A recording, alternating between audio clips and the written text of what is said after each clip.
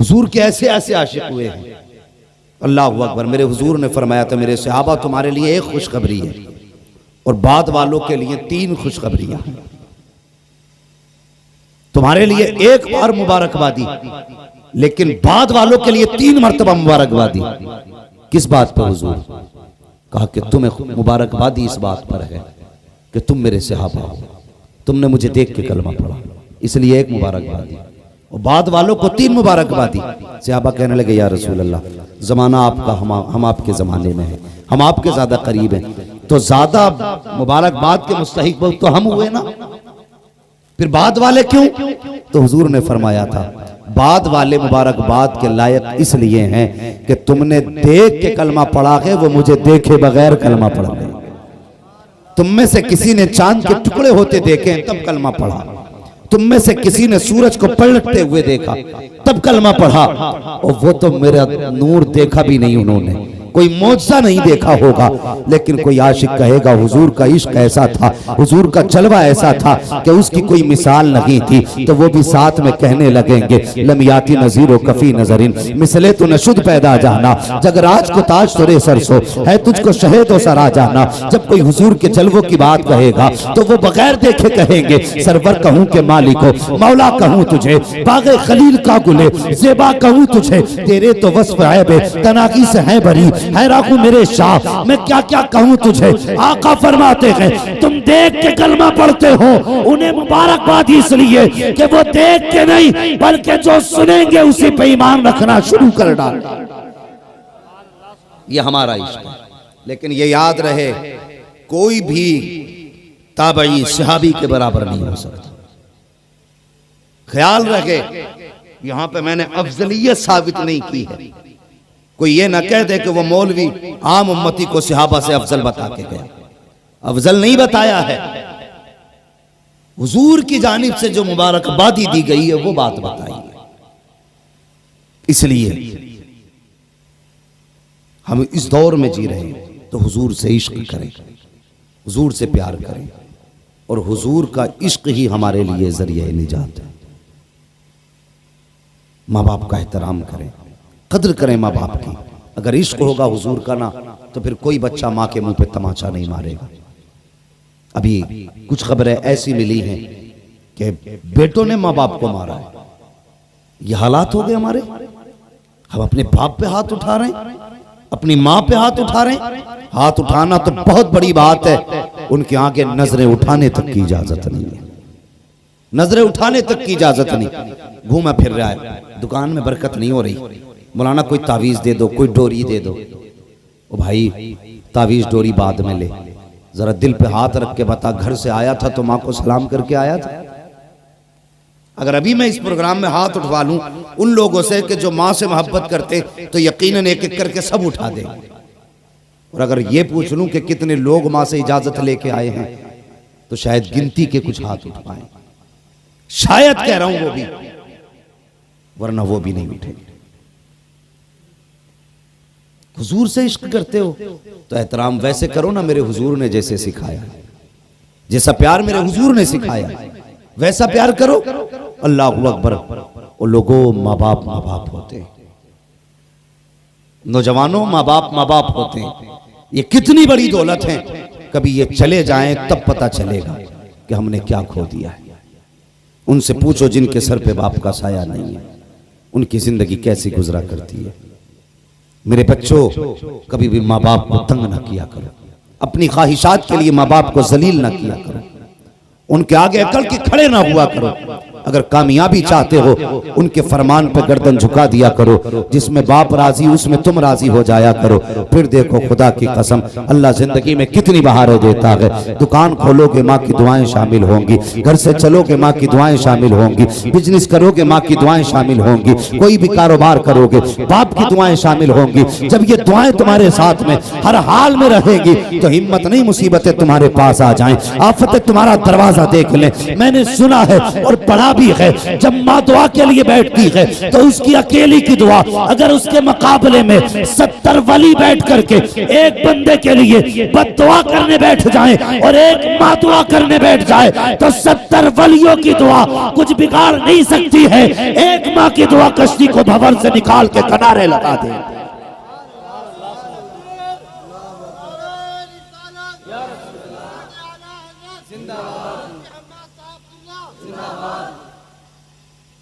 ओ लोगों, ये हुजूर का प्यार है, ये हुजूर का इश्क है, और ये इश्क ही की हकीकत है कि जो माँ बाप का एहतराम करे, समझ लो वही माँ बाप से प्यार करने वाला हुजूर का आशिक है। वरना तुम नहीं जानते मेरे हुजूर के पास कोई कमी थी? बोले कोई कमी थी हुजूर के पास? कोई कमी हुजूर के पास नहीं। जब अल्लाह ने कायनात के खजानों की चाबी हुजूर के हाथ में रख दी, हुजूर के हाथ में रख दी, महबूब जो चाहे जिसे चाहे दे, इशारा तेरा होगा, खजाना मेरा होगा। इतनी पावर दे के सब कुछ दिया, तो फिर कोई कमी? बोले कोई कमी? कोई कमी नहीं। तकलीफ नहीं होगी? जिस हुजूर को दुनिया मान गई, जिस पैगंबर को दुनिया मान गई, उन्हीं की उम्मत अभी इस चीज में लगी है, वो क्या दे सकते हैं क्या नहीं दे सकते। हम ये लड़ने रह गए थे? हुजूर की अता पे झगड़ा करना उम्मत का काम था? हम हुजूर के आशिक थे तो हमें तो आंखें बंद करके मान लेना चाहिए था। जब कुरान कहता मा अताकुमुर रसूल फखुज़ू, वो लोगों मेरा रसूल जो तुम्हें दे वो ले लो, ये इतना आम हुक्म क्यों दिया गया? इसलिए कि खजानों की चाबी हुजूर के हाथ में। तो अभी हम इसी पे रह गए कि हुजूर ये नहीं दे सकते, हुजूर वो नहीं दे सकते। वो बता, जिसने ला के खुदा का दीन दे दिया हो वो क्या नहीं दे सकता? और अंदाजा लगाइए, कमोबेश 1,24,000 अंबिया आए, लेकिन सिर्फ दावे थे कि खुदा है, दलील नहीं थी उनके पास, यानी गवाह, चश्मदीद गवाह कोई नहीं था उनमें। दावे के साथ दलीलें थी, लेकिन मैं जो कहना चाहता हूं कि चश्मदीद गवाह कोई नहीं था। लेकिन जब हुजूर को भेजा गया ना, तो सिर्फ दावा दे करके नहीं, बल्कि दावे के साथ चश्मदीद बना करके भेजा गया। सबने कहा हमने नहीं देखा खुदा को, लेकिन हुजूर ने कहा मैंने देखा। और फिर भी दुनिया ये कहे कि हुजूर को ये खबर नहीं, वो खबर नहीं। और मुझे बता, आला हजरत ने क्या बुरा कह दिया? आला हजरत ने यही बात तो कही है, और कोई गैब क्या तुमसे निहा हो भला, जब ना खुदा ही छुपा तुम पे करोड़ों दुरूद। और जिस जात से खुदा ना छुपा उससे और क्या छुप सकता है? तो आज उम्मत को ये दिन देखने थे कि हुजूर को ये नहीं आता, हुजूर को वो नहीं आता। उनके इल्म में तनकीस करना, उनकी जात को झुकाना नहीं तो और क्या है? ये इश्क की कौन सी हकीकत है? हम नबी के इल्म को कम बताएं, नबी की बिनाई को कम बताएं। इश्क ये नहीं, इश्क ये है कि एक आशिक हुजूर के जब उनको तख्ते दार पे चढ़ाया गया तो उनके बदन में नेज़े भोंके गए, बर्छियां गाड़ी गई, तड़पा तड़पा के मारने का प्लान था। उन्होंने फौरन सदा दी, या रसूल अल्लाह, अपने आशिक का हाल देख लें। सहाबी की कहानी है, वो कहते या रसूल अल्लाह, अपने आशिक का हाल देख लें। इतनी बात जब कही है ना, अल्लाह अकबर, वो कहां थे, हुजूर कहां थे? खंजर चले किसी पे तड़पते हैं हम अमीर, सारे जहां का दर्द हमारे जिगर में है। उन्होंने आवाज दी, हुजूर अपनी जगह से उठे और सामने वाली पहाड़ी पे आके खड़े हो गए। फिर उनके नेज़े लगते रहे, तीर लगते रहे, वो मुस्कुराते रहे। पूछा गया, इतने जख्मों पे भी मुस्कुरा रखे को? तो उन्होंने कहा था, जब सामने जाना हो तो दर्द का एहसास ही नहीं होता। ये इश्क था उनका, और वो जानते थे, वो जानते थे कि हम हुजूर को आवाज देंगे तो हुजूर सुनेंगे, हुजूर को आवाज देंगे तो हुजूर हमारी सदा को सुनेंगे। वो इस बात को जानते थे। आज हम इस बात में झगड़ा कर रहे हैं। खुदा के वास्ते अब ये झगड़े खत्म करो, हुजूर को जैसा मानने का हक है वैसे मानो, वरना झगड़ा हमारा भी किसी से नहीं है। किसी ने जमीन हमारी नहीं हड़पी है, किसी ने जायदाद पे कब्जा नहीं किया है, तकलीफ इस बात की है उम्मत आज तक इसी में लड़ती रह गई। हुजूर को क्या खबर है क्या नहीं। अगर खबर ना होती तो हजारों बरस पहले कयामत की निशानियां बता देते। अगर खबर ना होती तो कयामत कब आएगी ये हुजूर बता देते। वो भी तो कह देते कि इसका इल्म सिर्फ अल्लाह को है, मैं नहीं जानता। लेकिन जो निशानियां बता रहा है वो कयामत कब आएगी ये भी बता रहा है। इसलिए खुदा रहा हुजूर की जात पे झगड़ा ना करो, हुजूर की जात पे झगड़ा ना करो। हुजूर की जात झगड़े के लिए नहीं, हुजूर की जात इत्तेहाद के लिए, हुजूर की जात इत्तेफाक के लिए है। और लोग कहते हैं यार सब कलमा पढ़ने वाले हो फिर इत्तेफाक क्यों रही है। तो सीधी सी बात है, तुम भी हुजूर को ऐसा मानो जैसा अबू बकर ने माना है, जैसा हुजूर को उमर ने माना है, जैसा हुजूर को उस्मान गनी ने माना है, जैसा उस्मान को मौला अली ने माना है, वैसा मान लो। इख्तिलाफ भी खत्म हो जाएगा। तुम भी ऐसा मानो जैसे हुजूर के सहाबा ने माना है। और इतना कह दो मैं मुजरिम हुआ का, मुझे साथ ले लो कि रास्ते में है जा बचा थाने। नारे तकबीर, नारे रिसालत, मसलके आला हजरत, मसलके आला हजरत हजरत अल्लामा मुफ्ती हम्माद साहब किबला, हजरत अल्लामा मुफ्ती हम्माद साहब किबला। नारे तकबीर, नारे रिसालत। वो लोगों हुजूर से इश्क करो, हुजूर से वफा करो। समझ रहे मेरी बात। आप मुझसे प्यार भी करें और मेरे अंदर खामियां तलाश करें तो लोग कहेंगे ये तेरा प्यार झूठा है। आप हुजूर से मोहब्बत करें और उनके अंदर कमियां तलाश करें तो फिर हम दावे में कितने सच्चे हैं अपने, हमें खुद गौर करना है। गाली देना मेरा काम नहीं, मेरा काम सीधी बात समझा देना है। हाँ, अगर कोई जन्नत में गया तो मेरे बाप का कुछ नहीं जाएगा, कोई दोज़ख में चला गया तो मेरा कुछ बिगड़ने वाला भी नहीं है। हाँ, सबको अपनी अपनी कब्र में लेटना है। हुजूर से प्यार करो, हुजूर से वफा करो, हुजूर से सच्चा इश्क करो। और हमने तो कोई कीमत ही नहीं लगाई हुजूर के इश्क की, लोगों ने कितनी बड़ी बड़ी कीमतें लगाई हैं। अल्लाहु अकबर। कौन नहीं जानता है हुजूर के इश्क में हजरत बिलाल की आप जिंदगी देखें, कोई दुख नहीं उठाया हमने।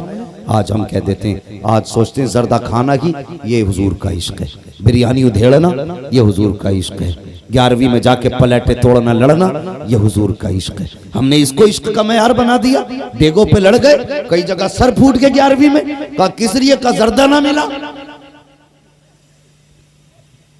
ये हालात है हमारे, खुद ही पकाते हैं, खुद ही लड़ जाते। ये इश्क नहीं, ये तबर्रुक है। इतना मिल जाए तब भी बरकत वाला, और इतना मिल जाए तब भी बरकत वाला। हाँ, अल्लाह खैर करे, समझाना मकसद है। और थोड़ा सा अकल से काम किया करो। 11वीं में मस्जिद में लड्डू बंटते हैं, किसी को ना मिले ना तो कहते इमाम साहब ने कम मंगाए होंगे। अब बताइए कम क्यों ना पड़ेंगे। अमीर है तो 11 रुपए दे रहे हैं, गरीब है तो भी 11 ही दे रहे हैं, बीच का है तो भी 11 ही दे रहे हैं। बताओ ये 11 रुपए हैं क्या हैसियत? अगर कहो कि 11वीं की निस्बत से 11 रुपए हैं तो फिर 1100 भी तो 11वीं की निस्बत से होते हैं। अगर हैसियत 1100 देने की है तो 1100 दे, 11,000 की हैसियत है 11,000 दे। लेकिन करते क्या है, हर घर से 11 रुपए आए और 11 रुपए में कितने लड्डू मिलते हैं? अल्लाह सलामत रखे। कुछ लोग जानते हैं कितने मिलते हैं, कितने? 2। मान लो अगर एक एक भी बटा तो हमने मस्जिद में दिए 11 रुपए, हमारे घर से गए 6 बच्चे लेने। बताइए अंदाजा है कोई? 11 रुपए के 2 लड्डू मिले, 6 लोग लेने पहुंच गए। तो जो हमने दिया था 2 लड्डू तो हमारे मिल गए, बाकी के 4 कहां से आएंगे? इमाम साहब अपना गल्ला बेचें, महीने की तनख्वाह दें, लड्डू पूरे करें। गलत कह रहा हूं मैं? ये सही बात कह रहा हूं। तो ख्याल करें 11वीं को 11वीं के तरीके से मनाया करें। हाँ, लेकिन जिम्मेदारी इमाम ही है बेचारा कि लड्डू बचा लिए होंगे, पैसे निकाल लिए होंगे। कितने तो इतने अक्लमंद हैं, इतने अक्लमंद हैं, इधर मस्जिद में पैसे आने शुरू, वो कॉपी लेके बैठ जाते हैं। है तुम्हारे गांव में भी? अल्लाह सलामत रखे। तो क्यों है कॉपी हमने लिखा इमाम साहब 10 रुपए जेब में न सरकार लें। अगर तुम्हें इतना एतमाद नहीं जो मुसल्ले पे खड़ा है वो 10 रुपए चुराएगा तुम्हारी नमाज हो जाएगी? एक चोर के पीछे नमाज हो सकती है? अगर नहीं हो सकती तो फिर नमाज छोड़ या फिर कॉपी छोड़। खुद भूल जाएगा 10 रुपए लिखना और कह देगा यार हिसाब में गड़बड़ी है। या एक के अगर इमाम ने 2 बार ऐलान कर दिया उन्होंने डबल चढ़ा दिए तो कहता 20 रुपए ज्यादा हो रहे थे वो कहां है? तो ये खुराफाते करने का काम रह गया हमारा। इस दिन के लिए बचे थे हम। अगर अब भी नहीं सुधरेंगे तो कब सुधरेंगे? इश्क करो, हुजूर से वफा करो, हुजूर से प्यार करो और हर आलिम का एहतराम ये सोच के किया करो ये मेरे हुजूर के इल्म का वारिस जा रहा है, इस नियत से किया करो और हुजूर से इश्क करो। इश्क क्या है कभी समझा ही नहीं। हमने तो जर्दा खा लिया तो हो गए मुसलमान, बिरयानी खा ली तो हो गए मुसलमान। और उनसे पूछो जिन्होंने कीमतें चुकाई हैं इश्क की।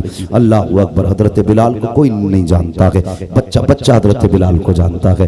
एक एक बच्चे से पूछो बिलाल कौन है तो कहेगा हुजूर का आशिक है बिलाल। कौन है? हुजूर का दीवाना है बिलाल। इश्क कैसा बिलाल का। अल्लाह अकबर। जब कोड़े मारे जाते थे ना, अहद अहद की सदाएं निकला करती थी। आपको तकते दहकते हुए कोयलों पे लिटाया जाता।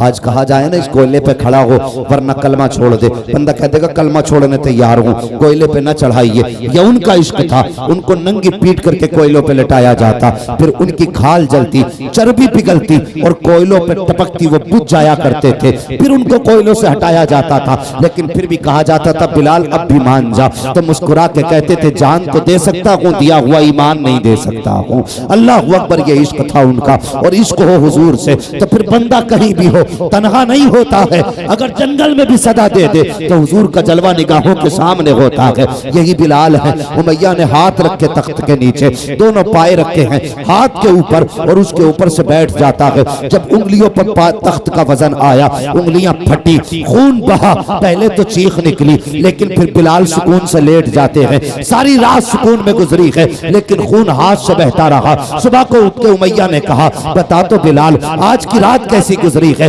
अब तक कुछ सुधार आया होगा। हजरत बिलाल ने मुस्कुरा के कहा जितने सुकून की रात आज की गुजरी है बिलाल की इससे बेहतर रात पहले नहीं गुजरी थी। का ताज्जुब होता है सारी रात तेरे हाथ से खून बहता रहा फिर भी तू कहता है सुकून की रात गुजरी है। का सुकून की रात कैसे गुजरी? तो बिलाल कहते हैं जब तूने मेरे हाथ के ऊपर तख्त का पाया रखा था दर्द से चीख निकली थी, मैंने महबूब को पुकारा था। कब पुकारने की देर थी हुजूर का जलवा निगाहों के सामने आ गया था। और जब जलवा सामने आया है तो फिर दर्द भूल गया। उनके इश्क की और हुस्न की मिठास ऐसी थी कि चेहरे में खो गया। रात कब गुजरी कैसे गुजरी पता न चला। तभी तो बरेली के इमाम कहते हैं जब आ गई है जोशे रहमत पे उनकी आंखें चलते बुझा दिए गए, रोते हंसा दिए। नारे तकबीर, नारे रिसालत, उलमाए अहले सुन्नत, मसलके आला हजरत, नारे तकबीर, नारे रिसालत। आशिकों ने इश्क की कीमत चुकाई है। और लोग कहते हैं कोई वजीफा बता दो हुजूर का ख्वाब में दीदार हो जाए। फ्री में ही देखना चाह रहा हुजूर को, फ्री में ही पूरी जिंदगी मेड़े काटता रहा। अब हुजूर दिखा दो इसे। इतना सस्ता है हुजूर का दीदार। पता कब होता है दीदार हुजूर का? जब दिल टूटता है इश्क में हुजूर के तब दीदार होता है। अगर चाहते हो ना हुजूर जीते जागते दीदार कराएं तो सबसे पहला काम तो ये कि हुजूर पे दुरूद कसरत से पढ़ा करें। और दूसरी बात कभी हुजूर के लिए दुख उठा के देखो। जब तुम दुख उठाओगे खुदा की कसम आवाज देने की जरूरत नहीं है, हुजूर खुली आंखों से आपको अपना दीदार अता करेंगे। हाँ लेकिन इश्क तो होना चाहिए हुजूर से। हुजूर के नाम पे कुछ तकलीफें तो हम भी उठाएं। उस कौम से क्या उम्मीद की जा सकती है तकलीफ की जिसे दाढ़ी में भी वजन लगता हो। दाढ़ी रखने में वजन है। हम कहते हैं हुजूर का दामन नहीं छोड़ेंगे और काम क्या करते हैं चेहरे पे दाढ़ी नहीं छोड़ेंगे। जुम्मे के जुम्मे साफ करा रहे। अगर कहीं टीचर बन गया तो रोज रगड़ के जा रहे। ये बाल नहीं आना चाहिए। और जवानों ये बाल इतनी बरकत वाले हैं, अगर इसकी हकीकत पता चल जाए ना तो एक बाल तक तुम नहीं कटाओगे। जितनी बरकत की चीज है दाढ़ी। मैंने तो यहां तक बुजुर्गों को फरमाते सुना, अगर सुन्नी सही उल अकीदा कब्र में जाता है दाढ़ी लेकर के, फरिश्ते आते ना हिसाब सवाल करने के लिए, जब फरिश्ता कफन उठाता चेहरे से, सुन्नी सही उल अकीदा है ना तो चेहरे की दाढ़ी देख के ना ढक देता है। दूसरा कहता क्या बात है हिसाब नहीं लेना, तो कहता मुझे हया रही गई, इसके चेहरे पे मुस्तफा की सुन्नत मौजूद है। ये इस दाढ़ी की बरकत है, इस दाढ़ी की बरकत। और फरमाया गया अगर दाढ़ी में सफेद बाल बन गए और उस बालों को लेके मर गए तो कब्र में अंधेरा नहीं होगा। उसके सफेद दाढ़ी के बालों से अल्लाह उसकी पूरी कब्र को रोशन फरमा दे। लेकिन सफेद की फजीलत है तो बंदा कोई नील लगाए घूम रहा दाढ़ी में, कोई गेरू लगाए घूम रहा, कोई काली पीली करे घूम रहा। और भाई ये जितनी सफेद होती है उतनी खूबसूरती बढ़ाया करती है। हाँ नहीं लगता ऐसा? ऐसा लगा कुछ तो मेहंदी लगा के भूल ही जाऊं कई साल तक के लिए, तो निरी मैली सी लगने लगती है। ऐसा लगता है जैसे नमू ही नहीं धोया। वो अल्लाह के बंदे सफेद थी तो खूबसूरत तो लगती, तो इसे सफेद रखा करो। सफेद नाजायज नहीं है मेहंदी लगाना, कभी ये ना समझे कि मौलवी नाजायज कह के गया, जायज है। लेकिन जो हुस्न सफेदी में है ना वो किसी रंग में नहीं है, किसी रंग में नहीं है। तुम देख लेना, दो बुजुर्ग बैठा लेना, एक नीली रंग के लाया हो, दूसरा सफेद लिए बैठा हो, फिर देखना नूर की बारिश किसके चेहरे पे हो रही है। ये सफेदी अल्लाह की तरफ से बुजुर्गी का ऐलान है। तो चेहरों पे दाढ़ियां सजाएं नौजवानों, फिर इसकी बेपनाह बरकतें हैं, बेपनाह बरकतें हैं। और हुजूर के नाम पे दाढ़ी रखो, हुजूर के नाम पे, फिर देख खुदा की कसम अल्लाह के करम से हुजूर तुझ पे कितने मेहरबान होते हैं। हम दाढ़ियां ही नहीं रख सकते, जुम्मे के जुम्मे कटवा रहे। अगर कोई बंदा, वो था ना एक शख्स ने कार्टून बनाया था, तो हम मजम्मत करते हैं, गलत किया मिल जाए तो गर्दन काट दें उसकी, ये इश्क है। मगर बात ये है हम कार्टून बनाने वाले पे इतने नाराज, और जो रोज दाढ़ी मुंडा के नाली में फेंकते हैं, क्या उन्हें हुजूर की सुन्नत याद नहीं आती? ख्याल करें, चेहरे रौनक पा जाते हैं जब चेहरे पे दाढ़ी आती है। तो नौजवानों कोशिश करो, ये मत सोचना, लोग कहते हैं शादी नहीं होगी भाई दाढ़ी रख ली तो। क्यों? ये जितने दाढ़ी वाले इनमें से कोई ऐसा है जिसकी ना हो रही हो? कभी शादियां दाढ़ी से नहीं रुका करती। फर्क यह है अगर चेहरे पे दाढ़ी होगी ना तो दाढ़ी की बरकत से तेरे घर में जो आएगी नचनिया नहीं आएगी, बल्कि तेरे बिस्तर पे कनीज़े फातिमा ज़हरा चल के आएगी, ये गारंटी। अगर चाहते हो कि तुम अच्छी नस्ल को अच्छी गोद दो तो फिर चेहरों पे दाढ़ियां सजा लो। ये खुद ऐसा एंटिक है कि शैतान औरत तुम्हारे करीब आ ही नहीं सकती, इसलिए दाढ़ी की बरकत भी है। तो सजाएंगे इंशाअल्लाह चेहरों पे दाढ़ी, कोशिश करें हुजूर की सुन्नत से प्यार करेंगे और चेहरे पे दाढ़ी सजाएंगे। और जवानी में भी मरे ना तो इस शान से मर के जाएंगे। अगर चेहरे से कफन हटा दें फरिश्ते, हुजूर देख के मुस्कुरा के कह दें सोने दो, देखते नगी वो सीने पे मेरी सुन्नत रख के ला रहा। इसलिए जरूरी है। हाँ मूछे कटवाओ, ये हुक्म है, दाढ़ी बढ़ाओ मूछे पस्त कराओ। इतनी बड़ी मूछ मकरू है जो पानी वगैरह पीने में पानी में टच हो, समझ रहे? और ऐसी भी ना कि जो बिल्कुल ही साफ करा दो यहां तक, मूछ के चक्कर में पता ना क्या बने पड़ रहा है। हाँ मूछ का तसव्वुर ही अलग ले लिया लोगों ने, यहां तक मार गए, ऐसा लग रहा है नकली लगाए घूम रहे हैं। हाँ तो मूछे पस्त कराने का हुक्म है, मुंडाने का नहीं। यह भी ख्याल रहे, मुंडाने में पस्त कराने में फर्क होता है। मुंडाना यह होता उस तरह से, पस्त कराना छोटी करो जितनी हो सके काट के। तो कोशिश करें हर बंदा चेहरे पे दाढ़ी सजाए। और मैं कई सर देख रहा हूं जिन पे टोपियां नहीं है। अल्लाह तौफीक दे तो 1800 की पैंट लेके आओ ना तो 18 रुपए की टोपी जरूर ले आना।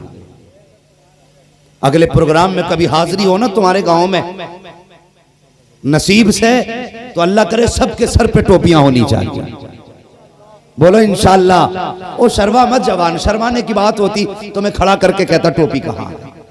कोई बात नहीं, भूल गए, लेकिन आइंदा जलसे में जाते वक्त टोपियों का ख्याल रखें और हर वक्त टोपियां ओढ़ा करें। ये शिकायत करते ना कि हमारी माँ बहनें दुपट्टा नहीं ओढ़ती, मैं अक्सर ये बात कहता हूँ, जब से जवान ने टोपियां छोड़ दी औरतों ने दुपट्टे छोड़ दिए।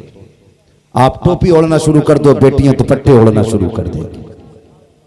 तो लाजिम करो टोपी को, हमारी पहचान है टोपी, हमारी शान है टोपी, और हम इसे ही नहीं ओढ़ते तो टोपी को लाजिम करो। मैं अर्ज कर रहा था, लोगों ने इश्क की कीमतें चुकाई हैं। अल्लाह अकबर। तारीख में एक नाम आता हजरत जुनैरा का, हुजूर से इश्क किया।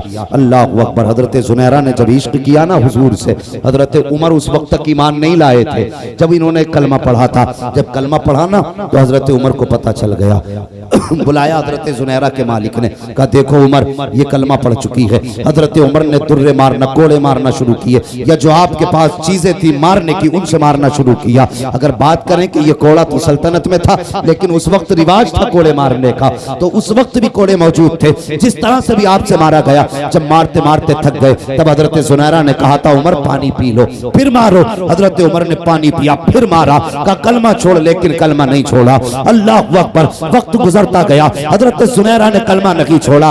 एक दिन आप गुजर के जा रही हैं गली से, सामने से अबू जहल आ रहा था। जैसे हजरत जुनैरा को आते देखा, हजरत जुनैरा को करना क्या था कि अबू जहल आ रहा है, आहिस्ता हो जाना चाहिए था हुजूर का नाम जबान पर, लेकिन जब हुजूर के दुश्मन को आते देखा फिर आहिस्ता नाम नहीं लिया बल्कि जोर से हुजूर का नाम लेना शुरू कर दिया। अबू जहल को जलाल आ गया, करीब आया, कहा तुझे डर नहीं लगता? कहा किस बात का डर कि तू मेरे सामने मेरे दुश्मन का नाम ले रही है? कहा तू क्या करेगा? कहा जान ले सकता हूँ। तो उसने कहा था, हजरत जुनैरा बोली, ओ जालिम सिर्फ जान ले सकता है लेकिन दिया हुआ मुस्तफा का इश्क ईमान नहीं ले सकता है।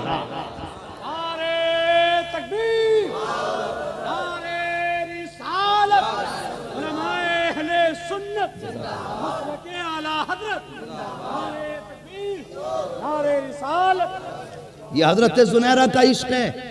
अल्लाह अकबर। जब कहा कि नहीं मानोगी, कहा नहीं, तो अल्लाह अकबर आपके हाथ बांधे गए और बांधने के बाद सरिये लोहे के पिघलाए गए, गर्म किए गए। उसके बाद हजरत जुनैरा की आंख के करीब किया गया। कहा जुनैरा अब तो सौदा होगा, या तो हुजूर का दाम छोड़ दे वरना तेरी आंख जलाई जाएगी, आज के बाद तू इस आंख से नहीं देख पाएगी। हजरत जुनैरा ने कहा आंख की औकात क्या है, हमें तो सांसें भी मिली हैं तो हुजूर के सदके में मिली हैं, तुझे जो करना है कर। अल्लाह अकबर। वो दहकती हुई सलाख, वो सरिया गरम आपकी आंख पे लगाया गया, आंख फूटी, खून बहने लगा। फिर दूसरा सरिया गरम किया गया। कहा जुनैरा अब तो मान जा, अगर अब भी नहीं मानोगी तो तेरी दूसरी आंख निकाली जाएगी। हजरत जुनैरा ने कहा जो चाहो कर लो, हुजूर का नाम नहीं छोड़ना है। दूसरी आंख पे भी गरम करके सरिया लगाया गया, दोनों आंखें फूट जाती हैं। हजरत जुनैरा की जबान पे शिकवा नहीं आया। फिर दुश्मनों ने कहा था जुनैरा अब चल एक काम करते हैं। कहा कौन सा काम? का एक काम तो कर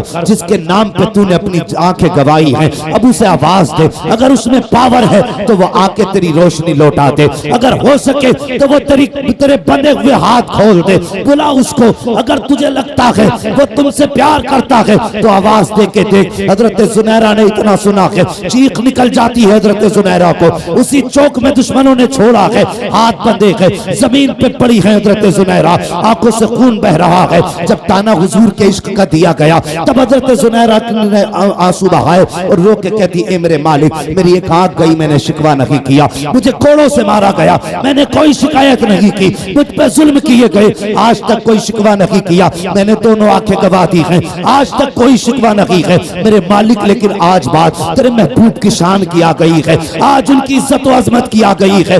ए मालिक मेरे महबूब तक मेरी खबर पहुंचा दे। ये कहते कहते रोने लग जाती है। कुछ देर गुजरी है, हवा का झोंका आया, उस झोंके के अंदर नबुव्वत की भीनी भीनी खुशबू आने लग जाती है। जुनैरा समझ जाती है ये खुशबू तो मेरे महबूब की है, ये भीनी भीनी खुशबू तो मेरे आका की है। अल्लाह अकबर। जब हुजूर करीब पहुंचे हैं, हजरत जुनैरा रो रही है। आका फरमाते जुनैरा इस बात पर रो रही हो कि आंखों की रोशनी चली गई है, इसलिए रो रही हो कि अब जमाना नहीं देख पाओगी? कहते नहीं या रसूल अल्लाह, इसलिए नहीं रोई कि दुनिया की बहारें नहीं देखूंगी, बल्कि इसलिए रो रही हूँ कि आज के बाद हुजूर का जलवा कैसे देखूंगी, महबूब का चेहरा कैसे देखूंगी। अल्लाह अकबर। फिर उसके बाद हजरत जुनैरा ने कहा था, या रसूल अल्लाह मेरे आंखें गवा दी गई हैं, लेकिन दर्द इस बात का है कि आपको कैसे देखूंगी। मेरे हुजूर ने अपना लुआबे दहन लिया और लेने के बाद हजरत जुनैरा की आंखों पे लगाया। बस लुआबे दहन का लगना था। हजरत जुनैरा कहती है फिर जो आंखों के में रोशनी आई है, ऐसा लग रहा था कि इससे बेहतर रोशनी आज से पहले भी नहीं थी। जैसी अब आई है, तभी तो बरेली के इमाम ने कहा है, कौन देता है देने को मुंह चाहिए, देने वाला है सच्चा हमारा। नारे तकबीर, नारे रिसालत, मसलके आला हजरत, मसलके आला हजरत, नारे तकबीर, नारे रिसालत। अल्लाह अकबर, ये हुजूर का इश्क। और उसके बाद हजरत जुनैरा ने जब आंखों की रोशनी आ गई, फिर आवाज दी, कहाँ है अब वो लोग जो मेरे महबूब को चैलेंज कर रहे थे। और कहा, सुनो जालिमो, अगर तुम आंखें लेना जानते हो तो मेरा महबूब आंखें देना जानता है। हाँ, मैंने कहा था इश्क में जब कोई कीमत दी जाती है ना, तब इश्क कामयाब होता है, तब इश्क कामयाब होता है। जवानों, हुजूर से इश्क करो, हुजूर से प्यार करो, हुजूर से वफा करो, यही असले जिंदगी है। माँ बाप की इज्जत करो, इनकी कदर करो। और छोटे छोटे बच्चे जो मेरे सामने बैठे, इनसे गुजारिश करना चाहता हूं, अगर चाहते हो ना कि तुम्हारी जिंदगी भी एक रोशन जिंदगी बने, तो बेटे मोबाइल छोड़ देना, किताबें पकड़ लेना। ये उम्र पढ़ने की है। अगर अब मेहनत कर लोगे तो जिंदगी भर ऐश करोगे, और अगर अब ऐश करोगे तो पूरी जिंदगी मजदूरी में गुजरेगी। तुम्हारी मर्जी है ये 20 साल मेहनत में गुजारने हैं या आगे के 40 साल मेहनत में गुजारने। पढ़ें और आगे बढ़ें। अब दौर तोपों का नहीं है, दौर तलवारों का नहीं है। जो ये चीजों का इस्तेमाल करते हैं यकीनन वो आतंकवादी होते हैं, चाहे वो किसी भी धर्म के हों, किसी भी मजहब के हों। अगर आज कोई किसी पे जुल्म करता है इन चीजों के जरिए, तो वो खुद आतंकवादी है। और दुनिया जानती है आतंक कौन फैला रहा है। लेकिन हम सिर्फ इतना कहना चाहते हैं, अब लड़ाई कलम की है। जिसके पास जितनी तालीम होगी वो कौम उतनी ही आगे जाएगी। अगर आपके पास तालीम नहीं तो आप भूल जाइए, आप अपने घर भी बचा पाएंगे, घर भी नहीं बचा पाएंगे। इसलिए जरूरी है पढ़ें, आगे बढ़ें। बच्चों, मोबाइल एक तरफ फेंक दो, एक तरफ डाल दो। आज मांग के चलाते हो, काबिल बन गए तो मोबाइल नहीं कंप्यूटर तुम्हारे आगे पीछे फिरेंगे। इसलिए पढ़ें बच्चे, कोशिश करें तालीम पे ज्यादा से ज्यादा ध्यान दें और अच्छे से अच्छा रिजल्ट लाएं। और गांव वालों को एक मशवरा दे के जाना चाहता हूं, अरबाब मिंबर मेरी बात पे जरा तवज्जो करें। जब हर साल गांव के अंदर रिजल्ट आए तो सारे बच्चों पे नजर डाली किसका रिजल्ट कैसा है। जो बच्चा गांव के अंदर सबसे टॉप आया हो, गांव वाले मिलके उसे अपनी जानिब से इनाम दिया करें, ताकि हमारे बच्चों में पढ़ने का जज्बा पैदा हो, शौक पैदा हो। मदरसों के अंदर जो इनामात हमें दिए जाते हैं, क्यों दिए जाते? इसलिए ताकि हम एक दूसरे से आगे लड़ने की होड़ में काबिल बन जाए। जब हम ये अपने गांव के अंदर लाजिम कर लेंगे, गांव का जो बच्चा टॉप आएगा गांव के अंदर, हम उसे बदले में इनाम में लैपटॉप देंगे, कोई गाड़ी देंगे। फिर देखना इंशाअल्लाह एक एक गांव से कई कई IAS निकलते नजर आएंगे, कई कई MBBS बनते नजर आएंगे।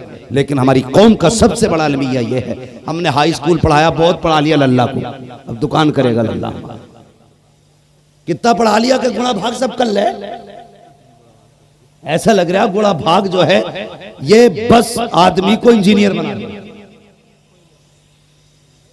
और लिखा कितना कि किसी का भी नाम लिखवा लो, सबके नाम लिख दे, इतने काबिल बने। और फिर कहते हैं नौकरियां नहीं मिल रही मुसलमानों को। जब पढ़े ही इतने हो कि सिर्फ नाम ही लिख पाओ तो नौकरियां दे के खुद को में कोई कंपनी को मुसीबत में डालेगा।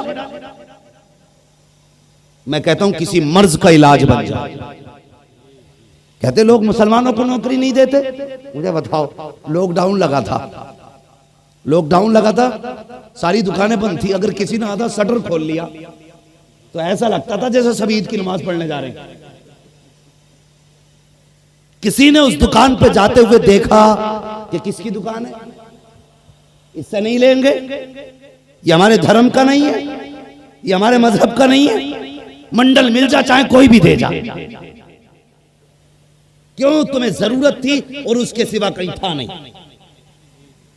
समझना जो मैं समझाना चाहता हूं, तुम्हें जरूरत थी और उसके सिवा किसी के पास था नहीं। तो मैं कहता हूं हाँ, वो तो बेचने वालों ने मजा उड़ाया ना, वो एक अलग चीज है और वो मौजू भी अलग है गुफ्तगू के लिए। लेकिन मैं तालीम को समझाना चाहता हूं, तालीम समझाना चाहता हूं। तो जब नहीं मिल रहा था तो तुमने बिना सोचे, बिना देखे, जात देखे बगैर, बात देखे बगैर, नाम देखे बगैर तुमने मंडल खरीदा, इसलिए कि उसके सिवा कहीं मिल नहीं रहा था। मैं कहता हूं इसी तरह तुम भी किसी मर्ज का इलाज तो बनो। जब उस पोस्ट के लिए तुम्हारे सिवा कोई होगा ही नहीं तो याद रखो तुम्हारे सिवा कोई दूसरा आगा भी नहीं। तुम्ही को बुलाया जाएगा और तुम्ही को रखा जाएगा, लेकिन शर्त मेहनत बन के काबिल बन, कामयाब नहीं। कामयाब तो चीटिंग करके भी हो जाता, काबिल वो होता कामयाबी जिसके पीछे भागता है। काबिल बनिए और बच्चों को तालीम की तरफ लाइए ताकि बेहतर हो। हमारी ही बस्ती के अंदर MBBS भी हो, BOMS भी हो, हमारी ही बस्ती के अंदर से IAS भी हो, IPS भी हो, हमारी बस्ती के अंदर टीचर भी हो और हमारी बस्ती के अंदर PhD भी हो, प्रोफेसर भी हो। फिर देखो इंशाअल्लाह जिंदगी का कितना अच्छा और जीने का मजा आता है। साथ साथ जब बच्चे स्कूल जाया करें, आधा घंटा कुरान के लिए देते हो, कम से कम 1 घंटा कुरान के लिए दिया करो ताकि आपका बच्चा चाहे इंग्लिश मास्टर बने, मदरसे में जाके मुस्तफा का सच्चा आशिक भी बनता नजर। करेंगे इंशाअल्लाह ये काम। ये मैंने सारी जरूरी बातें आपसे रखी हैं। मैं हंसाने नहीं आया था, चटकुले सुनाने नहीं आया था, बस ये बताने आया था करना क्या है। पढ़ना है, आगे बढ़ना है। आगे बढ़ने के लिए मुस्तफा का इश्क शर्त है। डॉक्टर इकबाल ने कहा था कि मोहम्मद से वफा तूने तो हम तेरे हैं, ये जहां चीज है क्या लोहो कलम तेरे हैं। हाँ, हुजूर से प्यार करो। अगर हुजूर से प्यार नहीं किया तो फिर जिंदगी में रुसवाइयों के सिवा कुछ भी नहीं। करेंगे इंशाअल्लाह बातों पे अमल। इंशाअल्लाह बच्चों दीन के करीब हो जाओ। छोटे बच्चे तालीम पे ध्यान दें। बड़े बूढ़ों से गुजारिश है बच्चों के अकीदे की हिफाजत करें और इन्हें बताएं अहले सुन्नत वो मसलक है कि जिसके अंदर सिर्फ अदब सिखाया जाता है, किसी की बेअदबी नहीं सिखाई जाती है। अल्लाह का शुक्र है हम सुन्नी बरेलवी हैं, हम सहाबा के भी एहतराम करने वाले हैं, ताबईन का भी एहतराम करने वाले हैं, हम अंबिया व मुरसलीन का भी एहतराम करने वाले हैं, औलियाए कामिलीन का भी एहतराम करने वाले हैं। ये हमारा नसीब है। अल्लाह ताला हमें हमारी गुफ्तगू पे पहले अमल की तौफीक अता फरमाए और उसके बाद पूरी उम्मत मुस्लिमा को अमल खैर की तौफीक अता फरमाए। बच्चों हुए अगलात उनको माफ फरमाए। रब्बे कायनात जिंदगी ने दिया साथ, फिर होगी मुलाकात। चमन रहा फूल खिलेंगे, जिंदगी रही फिर मिलेंगे। मुसाफिर हैं हम भी, मुसाफिर हो तुम भी, किसी मोड़ पर फिर मुलाकात होगी। फकीरान आए सदा कर चले, सदा खुश रहो ये दुआ कर चले। सारे लोग कलमा शरीफ पढ़ लीजिए, ला इलाहा।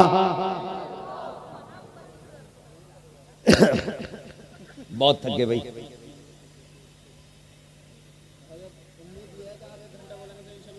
नहीं, इतने अच्छे लोग तो माशाल्लाह नसीबों से मिला करते।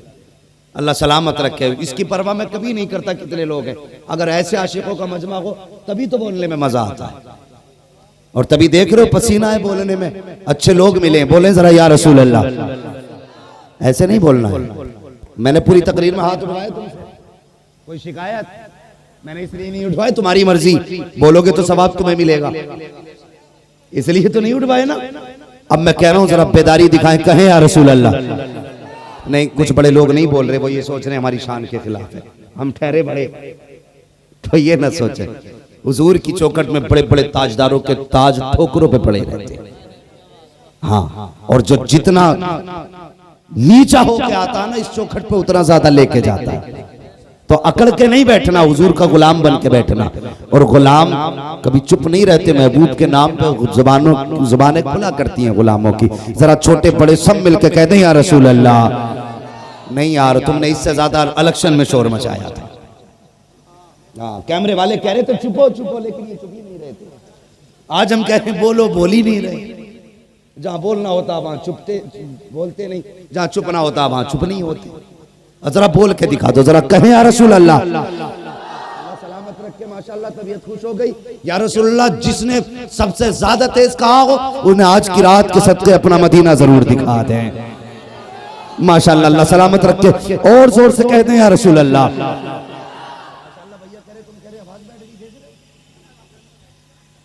इलेक्शन में बैठ गई थी, आज तो वो इलेक्शन है जिसका ताल्लुक आखिरत तक है। और जब 5 साल के लिए इतना शोर मचा सकते हैं हम, तो फिर हमेशा के लिए कितना मचाएंगे। जरा सारे कहते हैं या रसूल अल्लाह।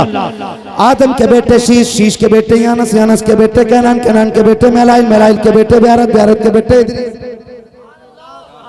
इतने तो अच्छे लोग हैं हमारे, सिर्फ गियर डाल दिया फिर पीछे पलट गए। जब मैं हाथ का इशारा करूं तो आप सुभान अल्लाह बोलेंगे, उसमें मेरा फायदा ये कि मैं सांस ले लूंगा, आपका फायदा ये कि आपको सवाब मिल जाएगा।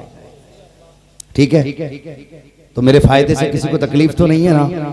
मैं सांस ले लूंगा, मुझे सुकून मिल जाएगा। जरा कह दें या रसूल अल्लाह। आदम के बेटे शीश, शीश के बेटे यानस, यानस के बेटे कैनान, कैनान के बेटे मेलाइल, मेलाइल के बेटे ब्यारत, ब्यारत के बेटे इदरीस, इदरीस के बेटे मुतवश्शिक, मुतवश्शिक के बेटे लमकने के नाम, लमकने के नाम के बेटे नूह, नूह के बेटे साम, साम के बेटे जुलाद, जुलाद के बेटे शालिक, शालिक के बेटे आबिर, आबिर के बेटे दाता, दाता के बेटे रावा, रावा के बेटे सारू, सारू के बेटे नाखुर, नाखुर के बेटे तारिक, तारिक के बेटे इब्राहिम खलीलुल्लाह, इब्राहिम खलीलुल्लाह के बेटे इस्माइल ज़बीहुल्लाह, इस्माइल ज़बीहुल्लाह के बेटे केदार, केदार के बेटे अवाम, अवाम के बेटे हमल, हमल के बेटे साबित, साबित के बेटे सलमान, सलमान के बेटे रईसा, रईसा के बेटे इलियास, इलियास के बेटे हूद, हूद के बेटे हव्वा, हव्वा के बेटे अदनान, अदनान के बेटे मोहित, मोहित के बेटे नदार, नदार के बेटे मुदर, मुदर के बेटे इलियास, इलियास के बेटे मुदरिका, मुदरिका के बेटे खदीमा, खदीमा के बेटे किनाना, किनाना के बेटे नदर, नदर के बेटे मालिक, मालिक के बेटे फहर, फहर के बेटे गालिब, गालिब के बेटे लुई, लुई के बेटे काब, काब के बेटे मुर्रा, मुर्रा के बेटे किलाब, किलाब के बेटे कुसै, कुसै के बेटे अब्दे मनाफ, अब्दे मनाफ के बेटे हाशिम हैं, और हाशिम के बेटे अब्दुल मुत्तलिब हैं, और अब्दुल मुत्तलिब के बेटे अब्दुल्लाह हैं, और अब्दुल्लाह के बेटे मुहम्मदुर रसूलुल्लाह। नारे तकबीर,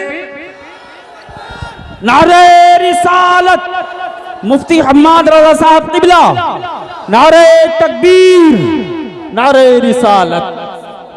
बस जवानों, अब वापसी होना तो मुझे खुशी होगी, मुझे पता लगेगा कि कुछ जवानों ने दाढ़ियां रख ली हैं। और सिर्फ मैं खुश नहीं होऊंगा, हर बंदा चाहता है हुजूर हमसे राजी हो, हर बंदे की ख्वाहिश है मुस्तफ़ा राजी हो। तो कभी उनका ख्याल आ जाए ना, मैं नहीं कहता जलसे में हाथ उठाओ, मैं हाथ नहीं उठवाऊंगा, लेकिन इतना जरूर कहूंगा अगर तन्हाई में भी ख्याल आ जाए ना हुजूर की सुन्नत का, तो रुख मदीने की तरफ करना और कहना या रसूलुल्लाह, आज के बाद आपकी सुन्नत से गद्दारी नहीं की जाएगी। दावे के साथ कह रहा हूं, मैं हाथ 100 बार उठाऊं तो कुछ नहीं होगा, ये उठाएं तो क्या बनता है, कुछ नहीं। लेकिन अगर तुमने हुजूर की रजा के लिए दाढ़ी रख ली, कोई हाथ उठाए ना उठाए, गुंबद खजरा से मुस्तफा हाथ उठा के दुआएं देने लग जाए। खुशी होगी अगर आपके चेहरों पे दाढ़ियां मिले, तसल्ली होगी अगर आपके अंदर इल्म का शौक हो। पढ़ें, जागें, आगे बढ़ें और ख्याल करें। सुन्नियत का एक बड़ा कमजोर पहलू ये है कि हम नमाजों से बहुत दूर हैं। ये तो सबको शिकवा है कि मस्जिदें तोड़ी जा रही हैं, ये सबको शिकायत है मस्जिदें छिन रही हैं, लेकिन ख्याल कर लें, ख्याल करें। उसकी वजह यह है हमने सजदे करने छोड़ दिए, सजदे करने छोड़ दिए। तो मस्जिदों को आबाद करें। हर कामयाबी नमाज के बाद, ये बात याद रखना, फसल में बरकत नमाज के बाद, कमाई में बरकत नमाज के बाद, उम्र में बरकत नमाज के बाद, जिंदगी की भलाइयां नमाज के बाद, अगर चाहते हो इज्जत में बरकत नमाज के बाद, कब्र में खैर नमाज के बाद, हश्र में खैर नमाज के बाद। आप मस्जिदों को आबाद करो, अल्लाह तुम्हारे घरों को आबाद फरमा दे। हाँ, तो नौजवान नमाज जरूरी है। मस्जिद को अपना ओढ़ना बिछोना मस्जिद बना लो। जो जितना ज्यादा मस्जिद में जाएगा अल्लाह की रहमतों के उतनी ज्यादा करीब हो जाएगा। इंशाअल्लाह नमाज की भी पाबंदी करेंगे, बोलो इंशाअल्लाह। और अब्बाओं की जिम्मेदारी है ना, जो आके ना इमाम साहब की चादर खींचे, उठे ना भी 10 मिनट हो गए लेट, और इमाम की चादर खींच रहे, आपने लल्ला को लिहाफ उड़ा कर रहा। लल्ला पे फर्ज ना थी तुम्हारे नमाज, जिसे कंबल उड़ा के आए, वो 5 मिनट लेट हो गया तो आसमान गिर गया। आप उठें, सबसे पहले अपने बच्चों को बेदार करें। आज हमारी कौम की आदत बन गई है 10 बजे सो के उठने की, बिला वजह जाग रहे हैं 1-1 बजे तक, कोई काम नहीं, मोबाइल में लगे पड़े। हमारा इस्लाम कहता जल्दी सोया करो, जल्दी उठा करो। 1 बजे तक अगर आप मोबाइल चलाएंगे तो 10 से पहले उठ जाएंगे, उठ ही नहीं सकते। और इस्लाम कहता कि फजर पढ़ के अपने रिस्क की तलाश में निकल जाओ। और ये दुनिया का निजाम है 10 बजे दुकान खोलो, इस्लाम ने कह दिया फजर की पढ़ और निकल जा अल्लाह अल्लाह करते हुए। जब तक ये दुकान खोलेंगे तब तक तू अपना रिस्क लेकर के घर वापस आ चुका हो।